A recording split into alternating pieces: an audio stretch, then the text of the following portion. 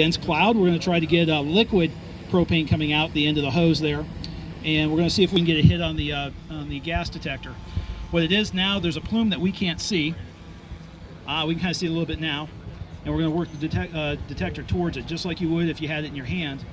The neat thing about these detectors, since they're handheld, they'll activate. This particular one will activate at 10% of the lower explosive limit, which means at 100%, if you light a match, this thing's going to blow up.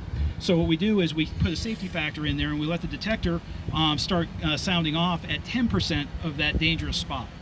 So the neat thing about this is if Rich gets all worried about doing pilot stuff and he's not paying attention to the detector will do all the work itself, and it will actually go into activation. It'll have lights going off, it'll have it'll vibrate, and it'll make sounds. And it's going to continue to do that until he lands the drone and actually pushes a button. So if he overflies the product,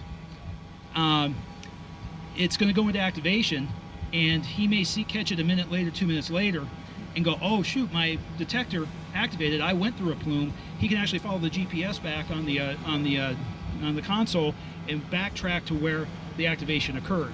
And that works for the radiation detector, and it also works for the pH papers. The pH papers will activate, so if you fly through something and you're not paying attention to it and it activates those, they're locked, they're activated, and you just have to, once you notice it, you just backtrack to where you think you have the incident. So right now, he has spun the he's gotten into position. He's spun the camera back around to be looking at the cloud, and if you notice, he's using a thermal, and the propane comes out colder than the ambient temperature, so therefore that's where you're going to get that